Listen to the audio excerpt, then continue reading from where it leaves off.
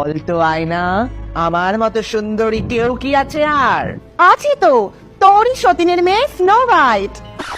সালা কম দামি আয়না কিনলে এই হয়। স্নো হোয়াইট, তোমাকে আমি জঙ্গলে পাঠাচ্ছি, যাও জঙ্গলে চলে যাও। জঙ্গলে হারিয়ে তো গেলাম, যাবো কোথায়? ওই তো একটা ফাঁকা বাড়ি।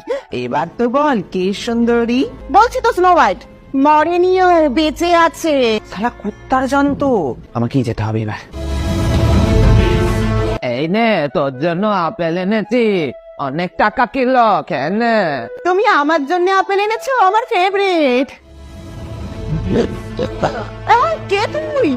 দাদি,